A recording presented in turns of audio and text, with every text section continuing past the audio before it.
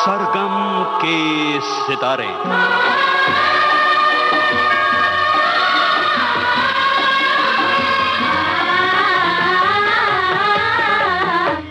Film संगीत का सुरीला सफरनामा।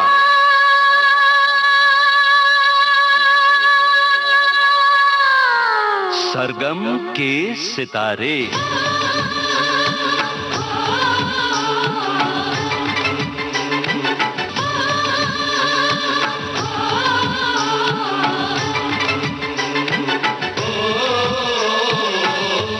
सरगम के सितारे इस कार्यक्रम में आज हम आपको सुनवा रहे हैं फिल्मी दुनिया के मशहूर गीतकार नक्श लालपुरी से कमल शर्मा की बातचीत का दूसरा और अंतिम भाग। नक्श लालपुरी साहब, हमारे इस प्रोग्राम में आपका बहुत बहुत स्वागत है।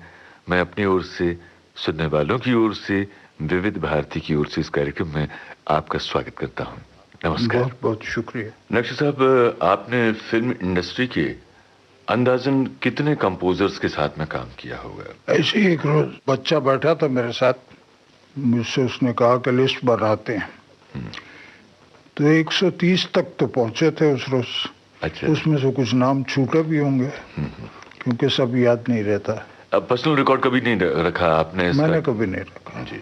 तो आपको जो गाने रिकॉर्ड होते थे उनकी कॉम्प्लीमेंट्री कॉपीज वगैरह मिलती थी आपको? मिलती थी, लेकिन एक भी मेरे पास मौजूद नहीं है।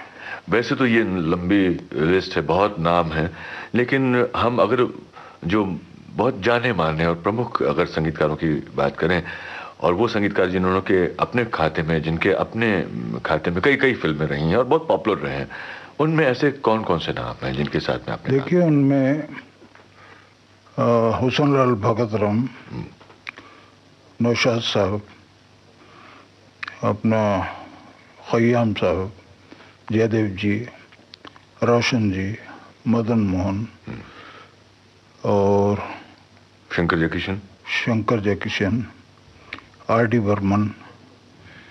और एक गाना मैंने इनके साथ भी किया है, जतिन ललित के साथ। वो अपना दूरदर्शन का एक सीरियल है, वो अपना इस पे कल्याणी एक सीरियल, उसका टाइटल सॉन्ग जतिन ललित के साथ भी किया है। और ये जो जोड़ी रही मशहूर, कल्याण जी आनंद जी और लक्ष्मीकांत प्यारेलाल, इनके साथ भी किया काम। जी। सचिन देव बर्मन साहब के साथ में? नहीं, बर्मन साहब के साथ नहीं। हाँ, इच्छा जरूर थी जी। हर अच्छे कंपोजर के साथ काम करने की इच्छा होती है शायर की। तो हम हुसनलाल भगतराम साहब से शुरू करते हैं। हुसनलाल भगतराम के साथ उनके साथ मैंने एक पंजाबी फिल्म की थी जी। और क्या टाइटल था फिल्म का? सपनी टाइटल था। अच्छा, हिंदी में जैसे नागिन बोलते हैं। हाँ, वही। उस वक्त हुसनलाल जी इंडस्ट्री छोड़ के दिल्ली चले गए थे, और जब ये फिल्म मिली है तो फिर वो उसके गाने रिकॉर्ड करवाने के लिए आए थे बॉम्बे। शिव कुमार जी उनके साथ संगत रिदम पे किया करते थे। जी। गुरुमुखी आपको आती? गुरुमुखी नहीं? गुरुमुखी मुझे नहीं है। लेकिन हिंदी पर और पंजाबी पर तो आपका अधिकार है, और आप जैसा कि आपने बताया था कि आपके टीचर। पंजाबी में मैंने ऑनर्स इन पंजाबी की हुई है। अच्छा। लेकिन वो उर्दू लिपि में। अच्छा। वहाँ लाहौर में उस वक्त उर्दू लिपि में भी पंजाबी, अभी भी उस साइड में उर्दू लिपि में है, तो इसलिए गुरुमुखी अपना उसकी प्रैक्टिस करने की ज़रूरत नहीं महसूस की। लिटरेचर मिल जाता था उर्दू लिपि में। अपनी भाषा को लेकर के कभी कोई कमेंट सुनने? शुरू में लोग मुझे पंजाबी मानने के लिए तैयार नहीं थे, और लोगों का ये कहना था कि आपको कभी पंजाबी बोलते ही नहीं सुना, हम कैसे मान लेंगे आप पंजाबी। और ज़बान, उर्दू ज़बान आपकी इतनी साफ़ है कि पंजाबी होने का कभी अपना ये धोखा भी नहीं होता आपकी ज़बान पे। और आपका नाम भी ऐसा है कि ज़्यादातर राइटर्स जो उर्दू के हैं, उनमें जितने पंजाबी हैं उनकी ज़बान से पता चल जाता है कि वो पंजाबी, आपकी ज़बान से पता नहीं चलता। तो मैंने उनसे एक बात कही थी कि जब मैं स्टूडेंट था तब मैंने सादत हसन मंटो का एक अफसाना पढ़ा था, जिसमें एक जुमला था कि जब कोई पंजाबी उर्दू बोलता है तो ऐसा लगता है जैसे झूठ बोल रहा हो। तो मैंने वो जुमला पढ़ने के बाद अहद कर लिया था कि मैं अगर उर्दू बोलूंगा तो झूठ नहीं बोलूंगा। रोशन साहब के साथ में आपने कितनी फिल्में की? रोशन साहब के साथ मैं एक ही फिल्म कर पाया जी। और दूसरी एक फिल्म थी, मेरे 2 गाने उनके पास पड़े थे। वो उन्होंने जब अजीब शुक्रिया साइन की एफसी मेहरा की फिल्म, तो वो मुखड़े दोनों बहुत ज़्यादा पसंद थे उन सबको। और लेकिन मोहम्मद हुसैन साहब डायरेक्टर थे और फारूक कैसर उनके दोस्त थे, अजीज थे। वो गीत फारूक कैसर से लिखवाना चाहते थे। तो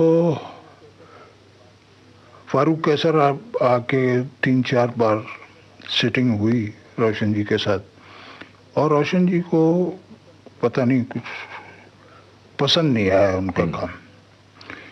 और उन्होंने एक शाम में मिलने गया तो मुझसे कहा उन्होंने कि मैं ये फिल्म छोड़ रहा हूँ। मैं क्यों छोड़ रहा हूँ फिल्म? आपके पास काम है नहीं, ये फिल्म आई है, अच्छे बैनर की फिल्म है, आप क्यों छोड़ना चाहते? कहते शायर नहीं मिलेगा ढंग का तो मैं क्या करूँगा। मैंने जो आदमी उन्होंने दिया है वो मुझे उसका काम अप टू द मार्क नहीं लगता। तो आप कहता है कि आपके मुखड़े पसंद हैं उनको, लेकिन वो फिर भी जिद कर रहे हैं कि साहब नहीं, गाने वही लिखेगा। तो मैंने कहा अगर मुखड़े पसंद हैं तो उनको वो मुखड़े दे दीजिए, मैं आपको परमिशन देता हूँ। वो मुखड़े आप उनसे बाकी अंतरे लिखवा के रिकॉर्ड कर दीजिए, फिल्म मत छोड़िए। वाह क्या बात है। तो उन्होंने फिर वो दोनों मुखड़े रिकॉर्ड किए और मुझे याद है कि 250 रुपया मुखड़े का कंपनी से वाउचर्स मेरे पास आए थे जो मैंने साइन किए। जी।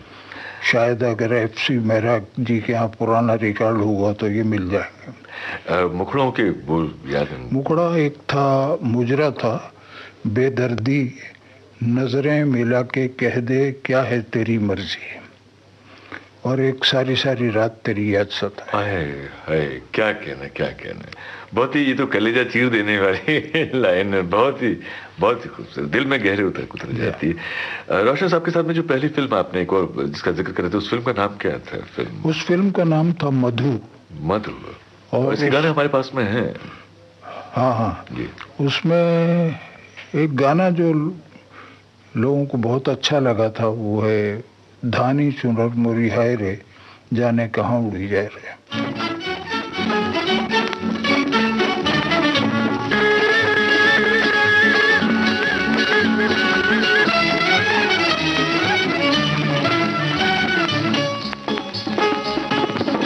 धानी चुनर मोरी हाय रे, धानी चुनर मोरी हाय रे, जाने कहाँ उड़ी जाए रे, धानी चुनर मोरी हाय रे।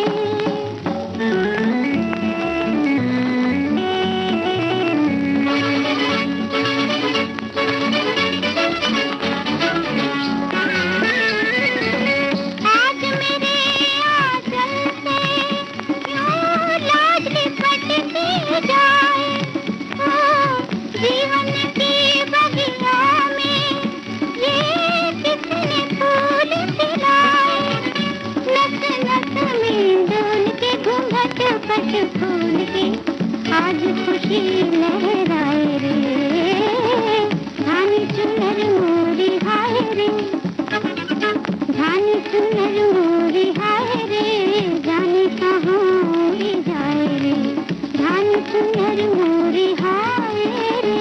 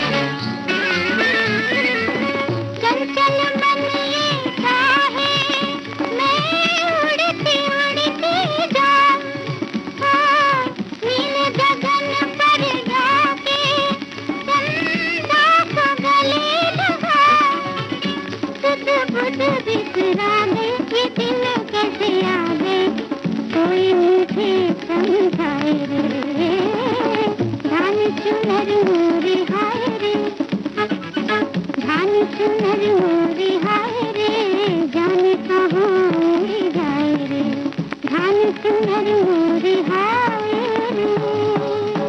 स्टूडियो में या रिकॉर्डिंग की जहाँ पर या सिटिंग में कहीं पर बैठे हैं, जहाँ पर भी वो अपनी धुन पे जो आपके साथ के संगीतकार हैं वो लगे हुए हैं हारमोनियम पर, आप बात भी कर रहे हैं, कई बार वहाँ पर भी आपको मुखड़ा सूझ गया होगा या गाने की किसी पंक्ति की कोई लाइन जो है जहन में आ गई होगी कि साहब उसी समय गाना बन गया, ऐसा कभी हुआ है? ऐसा हमारे ज़माने में तो नहीं था जी। गाना पहले तैयार होता था, उसकी बाकायदा रिहर्सलें होती थी, इतनी रिहर्सलें होती थी कि आर्टिस्ट को गाना ज़बानी याद हो जाता। पहले हर चीज़ जांची परखी जाती थी। ज़बान, म्यूजिक डायरेक्टर को अगर कोई लफ्ज़ सख्त लगता था तो बदलवा लेता, खुद बदलवा लेता। रिकॉर्डिंग में जाके ये है कि कभी कोई लाइन अच्छी सूझ गई, अंतरे की कोई लाइन है, कोई ऐसा हुआ को सबको अच्छी लगी, तो वो रिप्लेसमेंट इतनी सी हो जाती थी। कोई गाना ऐसा है कभी हुआ आपका कि जिसमें? हाँ, कई बार हुआ। कि आपको बहुत अच्छी लाइन सूझी और आपने बताया कि साहब इसको कई बार हुआ ऐसा है। किसी पर्टिकुलर किसी गाने के बारे में कोई अगर ऐसी बात याद हो तो जरूर हम चाहेंगे कि मैं एक मिसाल आपको दूं कि एक फिल्म थी मांग सजा दो मेरी, लक्ष्मीकांत प्यारेलाल का म्यूजिक था और वो गाना तैयार हुआ, उसमें एक बंद मैंने कहा था कि सरे अंजुमन बुरा है मेरा हाथ थाम लेना, सरे अंजुमन बुरा है मेरा हाथ थाम लेना, जरा सोच क्या कहेगा मेरी जान तुझे जमाना। तो सरे अंजुमन उनको भारी लगा। लक्ष्मी जी ने मुझसे कहा कि बाकी गाना सब अच्छा है, ये इस शेर की रिप्लेसमेंट सोच लीजिए। ठीक है। अब जब रिकॉर्डिंग पे पहुंचे तो मैं घंटा भर मुंह ही देखता रह गया कि ये मुझसे पूछेंगे कि भाई उसकी रिप्लेसमेंट क्या की आपने। मैंने 2-3 शेर कह लिए थे और जब नहीं पूछा गया तो मैंने उनसे पूछा कि भाई आपने वो बदलने के लिए कहा था मुझे, मैंने शेर 2-3 कहे, तो कहने नहीं वो बहुत अच्छा है। वो गाते गाते इस तरह रवां हो गया कि वो खुद भी उनको रिप्लेस करना नहीं चाहते। क्या कह रहे? अच्छा, क्योंकि गीत लिखना सिचुएशन के हिसाब से लिखना, धुन के हिसाब से लिखना और वो लोगों की जुबान पर भी चढ़ जाए, ये सारे गुण मैं समझता हूँ कि एक बहुत बड़ा आर्ट है इस तरह से गीत लिखना। तो मीटर में कभी कभी बात बनती है और कई बार नहीं भी बनती। कभी किसी आर्टिस्ट का कोई ऐसा कमेंट कि नहीं साहब नक्श साहब आप जो लिखते हैं उसमें तो बहुत ज़बरदस्त मज़ा आता है, कोई हमें इसको गाने में दिक्कत नहीं जाती, लेकिन कई बार मीटर बदलता चला जाता है, ऐसा कोई कमेंट किसी आर्टिस्ट? नहीं, हम लोगों के साथ तो नहीं होता क्योंकि हम लोग मीटर जानते हैं जी। हम लोग जिस मीटर में शुरू करेंगे उसी मीटर में उसको ख़त्म करेंगे, लेकिन बहुत से गीत ऐसे हैं जो मीटर में नहीं होते। ऐसा किसी गायक या गायिका ने कभी आपसे इसका जिक्र किया है? नहीं, वो एक बार आशा जी ने कहा था कि सब आजकल क्या हो गया है, गाने एक तो बहुत बुरे लोग लिखने लगे हैं, गाते हुए शर्म महसूस होती है, मैं तो मना कर देती हूँ, मैं नहीं गाऊंगी ये, और बास गाने मीटर में नहीं होते। कैसे मतलब? तो मैंने उनसे पूछा कि ये मीटर तो हमारा काम है, ये शायर का काम है कि मीटर उसका समझे जाने, आप मीटर को कैसे समझते हैं? तो उन्होंने मुझसे कहा कि हमारे पास भी एक पैमाना है मीटर को जांचने का। मैंने कहा वो क्या है, कि मेरे लिए भी एक इन्फॉर्मेशन होगी। तो उन्होंने बताया कि ये आपका गीत जो मेरे सामने पड़ा हुआ है, इसमें 24 या 28 मिसरे हैं, लाइनें हैं। ये सब पहली लाइन बीट से शुरू होती है रिदम के हिसाब से, और 28 की 28 लाइनें इसी तरह बीट पे जाती हैं। तो ये गाना गाने में मुझे कोई दिक्कत नहीं। बाज़ गाने ऐसे मिलते हैं गाने के लिए कि पहली लाइन तो बीट से शुरू हुई, दूसरी लाइन बिफोर बीट आ गई, तीसरी लाइन आफ्टर बीट आ गई, वो हम लोगों को गाने में भी दिक्कत होती है, उससे अंदाजा हो जाता है कि गाना मीटर में नहीं है। तो ये तो मैं समझता हूँ कि कॉम्प्लीमेंट भी है एक अच्छे गाने के लिए। Definitely definitely. मैं आपको गाना सुनाना चाहता हूँ, वो मान जाइए, एक फिल्म मैंने उनके साथ की थी, जयदेव साहब की। उसके हालांकि तीनों गाने बहुत खूबसूरत थे। एक किशोर जी ने गाया था, ये वही गीत है जिसको मैंने धड़कन में बसाया है, तेरे होंठों से इसको चुरा कर होंठों पे सजाया है। ये भी। और एक गाना जो मैं चाहता हूँ कि आप बजाएं, लोगों को सुनाएं, वो था बदरा छाए रे कारे कारे कजरा रे। अब ये बताइए कि आपने इस गाने को क्यों रिकमेंड किया? क्या मतलब, क्या ऐसी क्या बात है कि यही गाना क्यों सुनवाना चाहते? इसलिए चुना है इस गाने को, इस गाने में एक अजीब सी लयकारी है। इसमें रिदम का एक हिसाब इस तरह से है कि सुनने में बड़ा आसान लगता है लेकिन मुश्किल है। वो गाना, वो धुन लिखने के लिए भी मुश्किल थी। अच्छा। और एक तरह से चैलेंज किसी अपना, लेकिन उस पर गाना अच्छा हुआ, खूबसूरत हुआ। और इसके साथ एक और बात है कि ये मुखड़ा लिखने के बाद तो जयदेव जी ने कहा कि अंतरा मैंने इसका कुछ सोचा नहीं है, आप अंतरा अपने तौर पे लिख के ले आइए, मैं उसको कंपोज कर लूँ।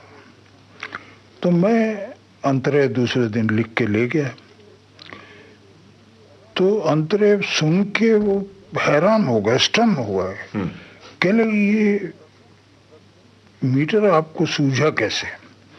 मैंने कहा मुझे नहीं मालूम कैसे सूझा, मैं सोचने बैठा, जो मीटर मेरे दिमाग में आया मैंने गाने लिख लिया। कहने लगे मैंने आपके जाने के बाद कंपोजिशन की अंतरे की, और वो वही मीटर है जो मीटर आप मुझे दे रहे हैं। ओह ओह, क्या कहना, क्या कहना। ये कहते हैं ना, ये इसको कहते हैं रूहानी जो एक बात हो गई है, तो कि आपके अंदर भी वही धुन बह रही है और उनके अंदर भी वही धुन बह रही है।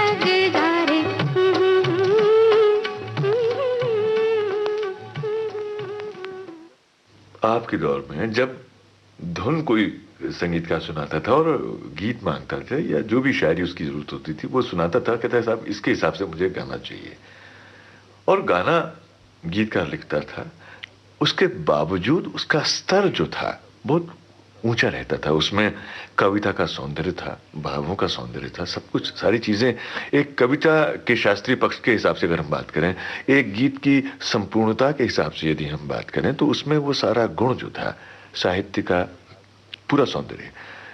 धुन पर आज भी गाने लिखे जाते हैं, लेकिन वो बात नहीं है। मैं आपको एक बात खास तौर पे कहना चाहूँगा कि ये चूंकि कॉम्बिनेशन का काम, जी, संगीतकार और गीतकार दोनों का कॉम्बिनेशन जो है, उससे उस ज़माने में संगीतकार शायरी को, शायर तो नहीं होते थे लेकिन शायरी को थोड़ा बहुत समझते ज़रूर थे। इसी तरह गीतकार जो थे वो म्यूज़िक को थोड़ा बहुत ज़रूर समझते थे। एक दूसरे को समझ के जब काम होता तो यकीनन अच्छा होता है। और हमें ये मिसाल के तौर पर मैं म्यूज़िक के बारे में कुछ नहीं जानता, कोरा हूँ, लेकिन मोटी मोटी बातें मुझे मालूम है। और ऐसे ऐसे सुरीले लोगों के साथ में जब उठना बैठना हो तो 7 मात्रा में अगर गाना लिखना है तो 7 मात्रा का मीटर क्या है, कहरवे में गाना लिखना है तो कहरवे का मीटर क्या है, दादरे में गाना लिखना तो दादरे का मीटर क्या है, समझे। और सुनते सुनते कान थोड़े बहुत सुर के नज़दीक हो गए थे, सुर को समझने लगे थे, पता चल जाता था कि ये धुन की डेप्थ क्या है, इस पे किस किस्म के बोल आना चाहिए। मिसाल के तौर पे एक बार सलील चौधरी साहब के साथ मैं बैठा था, तो मुझसे कहने लगे कि ये धुन नक्शा एक सुनाता हूँ मैं आपको, इस पे गीत लिख के दीजिए। धुन सुनाने के बाद उन्होंने कहा कि इस पे किस किस्म का मैटर आना चाहिए, आप क्या सोचते हैं। मैंने कहा देखिए धुन यूं तो हैप्पी धुन है, खुशी की धुन है, इसमें 2-1 नोट सैड लगते हैं धुन में। तो मैं सोचता हूँ कि जैसे मिसाल के तौर पर लड़की से वादा किया लड़के ने मिलने आने का, उसके आने में देर हो गई है, वो सैड नोट जस्टिफाई हो जाएंगे। तो वो ऐसी कैफियत अगर इस धुन पे बोलों की हो तो मेरा ख्याल है अच्छा लगे।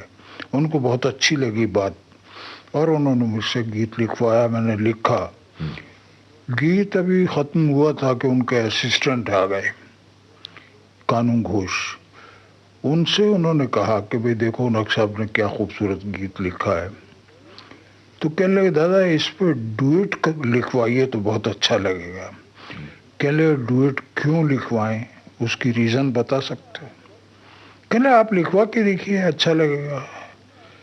कहने देखिए नक्श साहब म्यूज़िक के आदमी नहीं हैं, उन्होंने रीज़न बताई कि इस पे बोल किस किस्म के आना चाहिए और क्यों आना चाहिए। तुम म्यूज़िक का काम करते हो, तुम कह रहे हो कि लिखवा के देखिए, रीज़न बताओ कि डुएट क्यों लिखवाया जाए। तो उसका कोई जवाब नहीं बन पड़ा उनसे। गाना कौन सा था? वो गाना बाहर नहीं आया जी, लेकिन उनके साथ में आपने कुछ और फिल्में की? मैंने आखिरी उनके वक्त में वो एक गाना किया उनके साथ, एक फिल्मिस्तान का गाना किया था जो नहीं बाहर आया। एक गाना ये सीरियल का किया, रिश्तों में दरार आई, और उस रिकॉर्ड का नाम भी यही रखा था, रिश्तों में दरार आई। तो ये हमारे पास में है रचना और जगजीत सिंह की आवाज में है, तो हम सुनवाते नक्श साहब।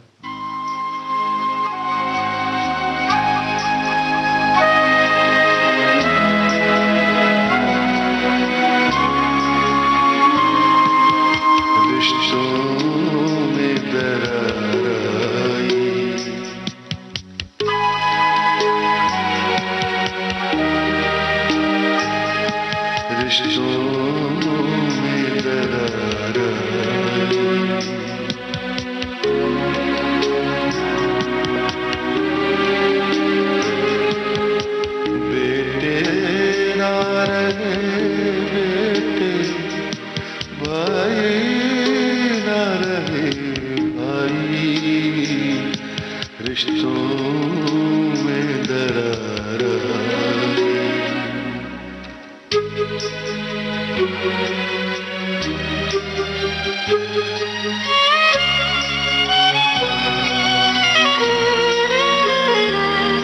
परखा है लहू अपना,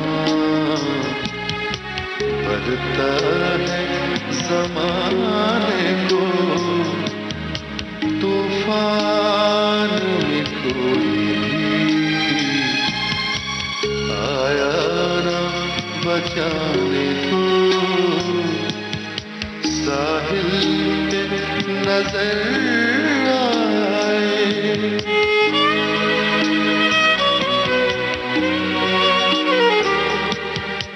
साहिल पे नजर आए, कितने ही तमाशाई रिश्तों में दरार आई, ढूंढे से नहीं मिलता राहत का जहां कोई, टूटे हुए ख्वाब को ले जाए कहाँ कोई, हर मोड़ पे होती है,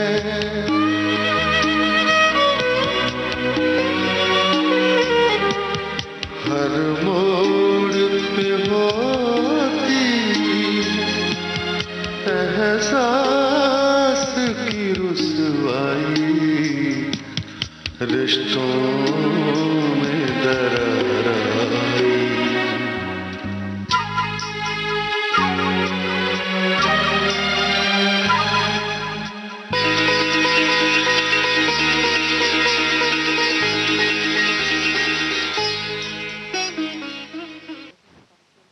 पिटारा के तहत आज आप सुन रहे हैं कार्यक्रम सरगम के सितारे, और आज सरगम के सितारे हैं मशहूर गीतकार नक्श लालपुरी।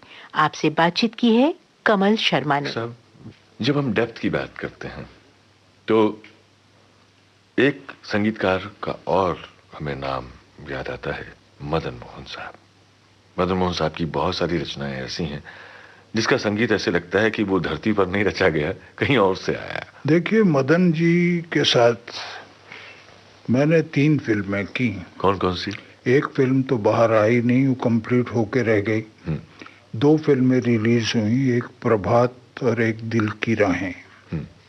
उनके बारे में मैंने जो सुन रखा था कि बहुत सख्त आदमी हैं, और मैंने उतना ही नर्म पाया उनको, और शायद वो मेरी ज़िंदगी में पहले म्यूजिक डायरेक्टर थे जिन्होंने कभी सर पे पहाड़ नहीं रखा। अच्छा। वरना क्या होता है कि अब बैठिए, अभी मुखड़ा कह के जाइए, तो सर पे पहाड़ रख देते हैं। जी जी। वो शायर को बहुत आज़ाद छोड़ते थे। वाह वाह। और मुझे कोई सिटिंग उनके साथ ऐसी याद नहीं है जो 20 मिनट से ज़्यादा की हुई हो। अच्छा। वक्त के बड़े पाबंद थे, ये एक उनकी खासियत थी। आपको 11 बजे का वक्त दिया है तो 11 बजने में 5 मिनट कम पे बैठे तैयार मिलते थे। वाह। और कोई अगर देर से आता था तो उनको बहुत बुरा लगता था। और कंपोजिशन ऐसे लगता था कि इल्हाम होता है उन्हें। 5 मिनट, 7 मिनट, 10 मिनट से ज़्यादा कंपोजिशन के लिए वक्त नहीं लेते थे। क्या बात है। बहुत फास्ट काम करते थे। लेकिन प्रोड्यूसर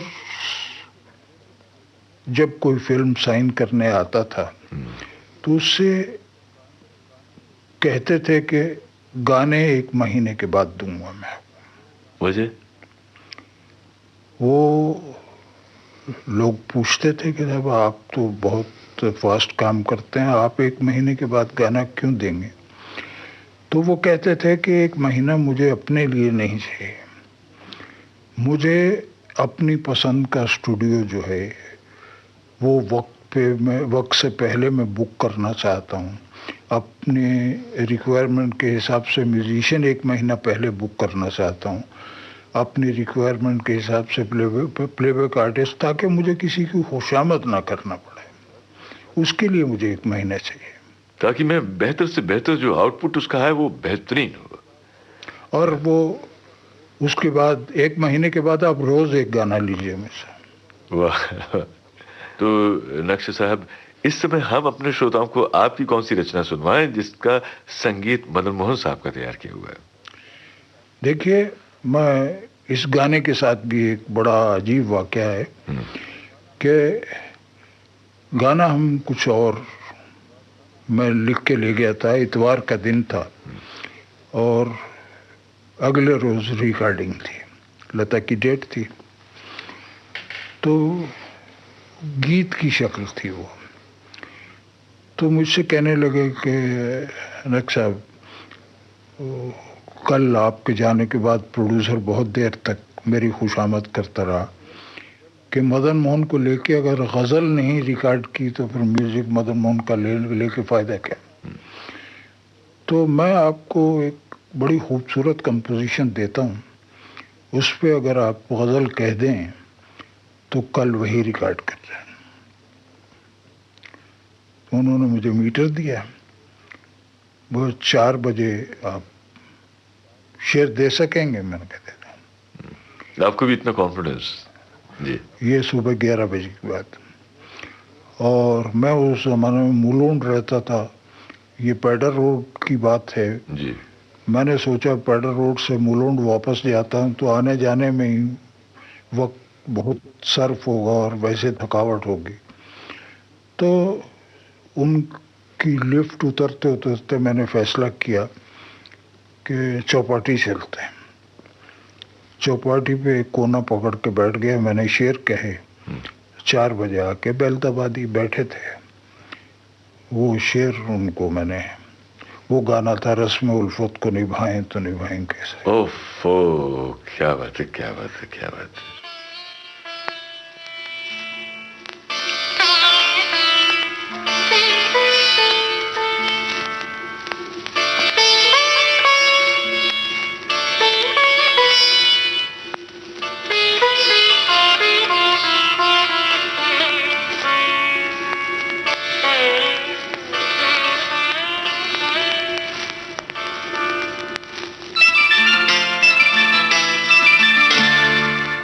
रस्में उल्फत को निभाए तो निभाए कैसे, रस्में उल्फत को निभाए तो निभाए कैसे, हर तरफ आग है दामन को बचाए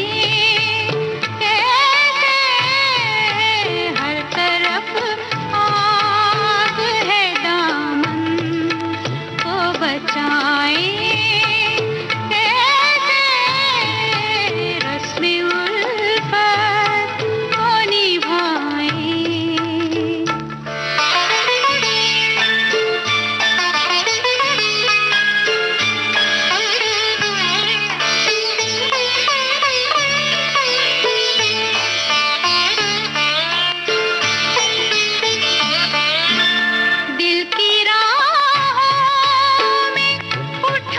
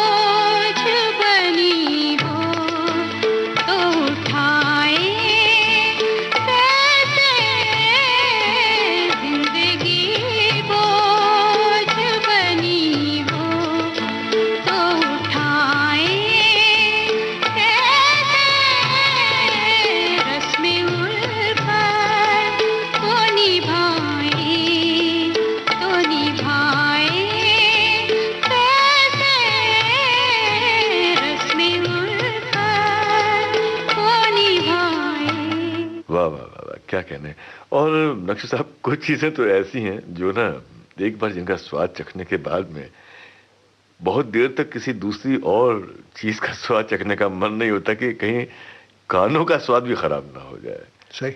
इतनी नक्श साहब, हमने आपकी रचना तो सुनवाई, लेकिन आपको मदन मोहन साहब की दूसरी रचनाएं भी पसंद होंगी, जिन्हें लिखने वाले दूसरे शायर रहे हैं।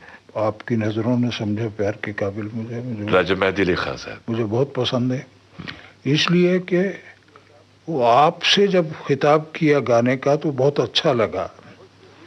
इसी मीटर का एक गाना उन्होंने मुझसे लिखवाया था, दिल की राहें में जी, और वो गाना था, आपकी बातें करें या अपना अफसाना कहें, होश में दोनों नहीं हैं, किसको दीवाना कहें।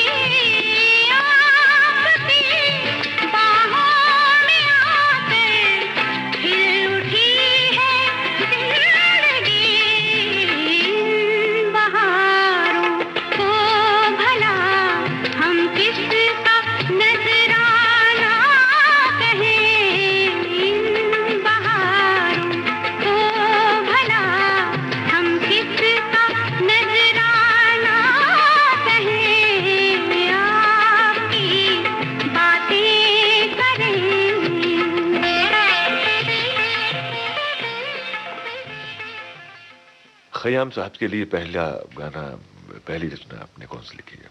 बहुत अच्छा काम करते हैं और उनके यहाँ एक मेलोडी बहुत अच्छी होती है गानों में।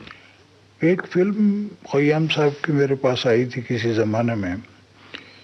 उस वक्त मेरी वाइफ प्रेग्नेंट थी, बच्चा होने वाला था, बच्चा पेट में उल्टा था और काम मेरे पास ज़्यादा था। वो मैंने फिल्म रिफ्यूज़ की। उसके बाद एक गैप आ गया। उसके बाद एक फिल्म अनाउंस हुई जिसमें कैफी आज़मी और मेरा दोनों का नाम था, लास्ट ट्रेन टू पाकिस्तान, जो बनी नहीं। जी जी। एक बार रास्ते में मुलाकात हो गई तो मैंने खयाम से पूछा, मैंने कहा ये मर्चेंट आइवरी मुझसे तो कभी मिले नहीं, उनकी फिल्म में मेरा नाम छपा है, मुझे बड़ा ताज्जुब हो रहा है, कैसे छपा? कहले मैंने दिया, आपको एतराज़ है? मैंने कहा नहीं, मुझे एतराज़ क्या हो सकता है, अच्छी बात है। खैर वो फिल्म पाकिस्तान में शूटिंग करना चाहते थे, परमिशन नहीं मिली। फिल्म 1 शेड्यूल करना चाहते थे, वो नहीं कर पाए, रह गई। उसके बाद एक रोज़ सुबह सुबह मैं जुहू शिफ्ट कर चुका था, तो ये आए। तो मेरा ग्राउंड फ्लोर का फ्लैट था, 2 रास्ते थे, पीछे बालकनी थी। मैं बालकनी में बैठा पेपर पढ़ रहा था, तो इतने में आके मेरे सामने खड़े हो गए। मैंने कहा आइए, आप कैसे आए? बोला नहीं, बैठना नहीं है, 10 बजे प्रोड्यूसर आने वाले हैं, आप तैयार होकर 10 बजे आ जाइए। खैर मैं 10 बजे पहुंचा तो फिल्म खानदान उसके प्रोड्यूसर बैठे हुए थे, डायरेक्टर बैठा हुआ था। तो मुझसे कहा उन्होंने कि साहब 2 गाने आपको इस फिल्म में लिखना है, 2 गाने अनजान लिखेंगे, 2 गाने एमजी हशमत लिखेंगे।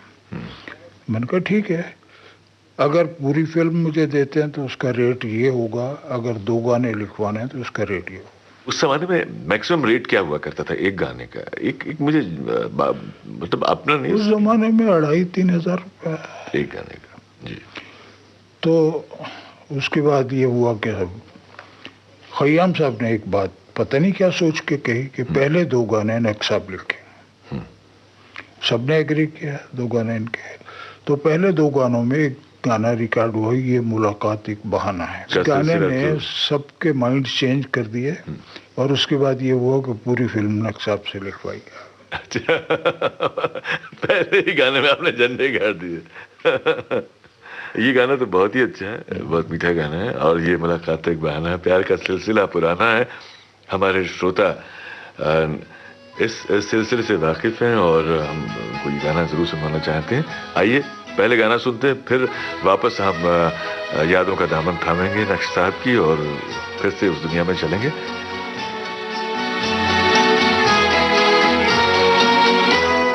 ये मुलाकात एक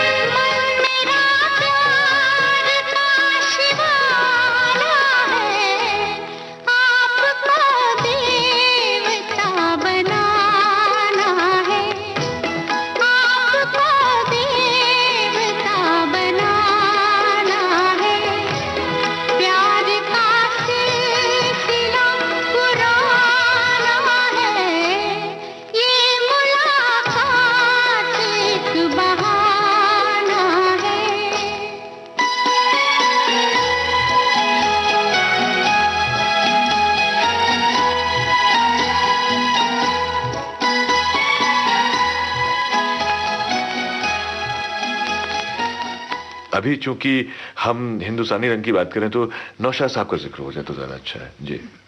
नौशाद साहब के साथ फिल्म ताजमहल में मैंने काम किया, पहली बार काम किया था उनके साथ जी। और अच्छा, इतने लंबे अरसे तक क्या ऐसा संयोग नहीं बना, या आपने कभी कोशिश नहीं की, या उधर से कभी ऐसा रिस्पॉन्स नहीं, नहीं क्या होता है कि एक मखसूस ग्रुप के साथ ये काम करते रहे सारी जिंदगी, और बाहर के शायरों के लिए गुंजाइश कम रही इनके यहाँ। जी जी।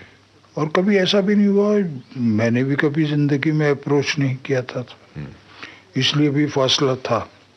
ये भी अकबर खान ने मुझे बुलाया था तो इसलिए ये सिलसिला हुआ। और नौशाद साहब को भी ऐसा लगा होगा ना कि जो बात वो अपने किसी समकालीन गीतकार से, और वो जिसने उस दौर से यात्रा शुरू की हो गीतकार के रूप में, और उन्होंने भी संगीत की उनकी बहुत लंबी यात्रा है, तो उनको लगा होगा कि आज के जो शायर हैं पता नहीं वो उस तरह की बात कहना पाए। पता नहीं हाँ जी। क्या उनके जहन में था। और मैं वो गाना जरूर सुनवाना चाहूँगा इसका, ताजमहल का।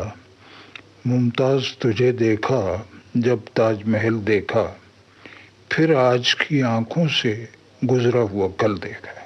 तो ये मुखड़ा जब मैंने दिया नौशाद साहब को तो नौशाद साहब कहने लगे यार बहुत अच्छा मुखड़ा, बहुत खूबसूरत है, इसके अंतरे कैसे कहेंगे आप? महल देखा, कल देखा, आगे बड़ी परेशानी होगी आपको। मैंने कहा नौशाद साहब शुरू किया है तो इसको ख़त्म भी करूँगा, और इसी खूबसूरती के साथ करूँगा। गीत लिखना भी ताजमहल से कम थोड़ी है जी। तो जब गाना मैंने मुकम्मल करके दिया तो बहुत खुश हुए, और अकबर खान से कहा कि तुम्हें इस बात की दाद देना पड़ेगी कि तुमने शायर अच्छा चुना।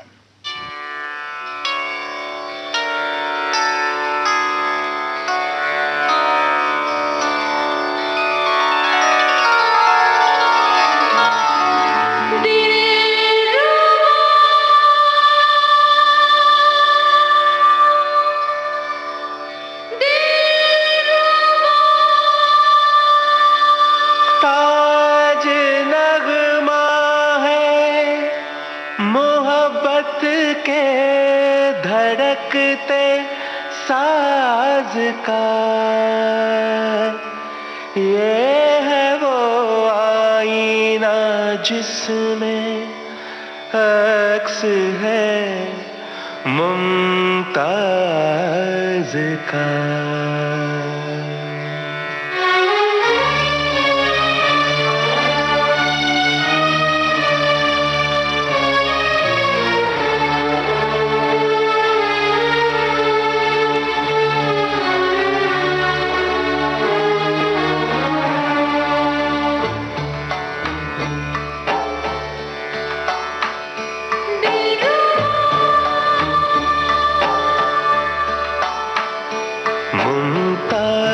तुझे देखा जब ताजमहल देखा, फिर आज की आँखों से गुजरा हुआ कल देखा।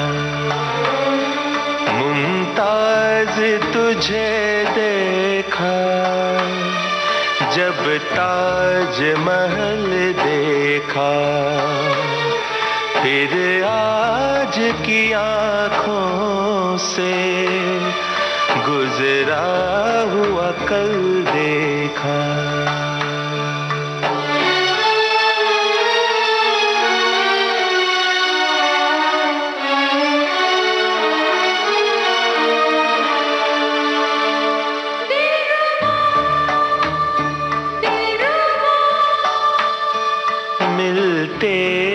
निगाहों में सौ रंग लगे खिलने, तू मेरी मोहब्बत है, मुझसे ये कहा दिल ने।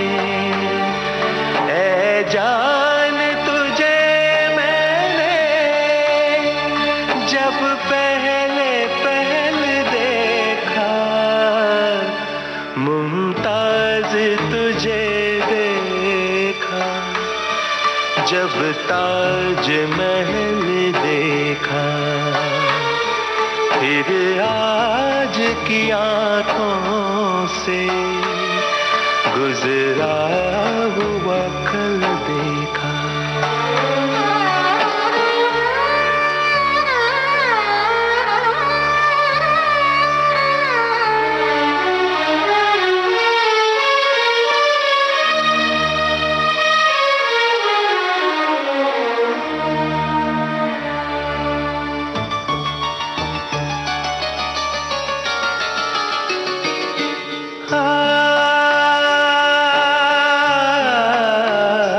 जब लेके तू अंगड़ाई, कुछ और करीब आई, दामन में मोहब्बत के सिमटी मेरी तन्हाई। एक नूर की बारिश में भीगा हुआ पल देखा, मुमताज तुझे देखा, जब ताज महल देखा, फिर आज की आंखों से गुजरा हुआ कल देखा।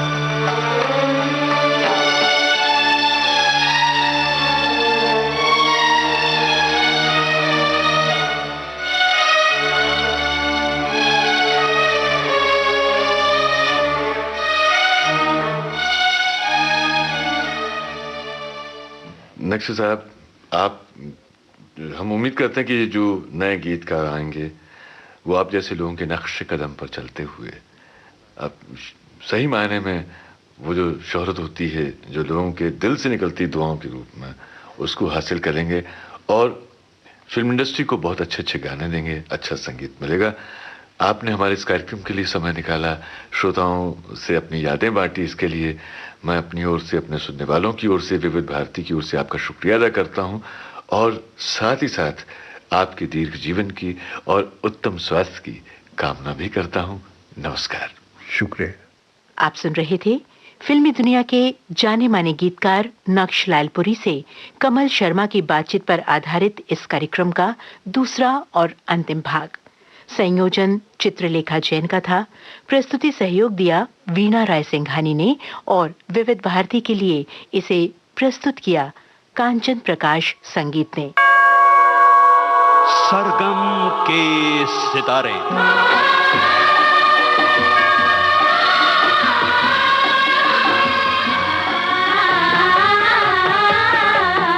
फिल्मी संगीत का ये सफरनामा अगले हफ्ते भी होगा, जरूर सुनिएगा।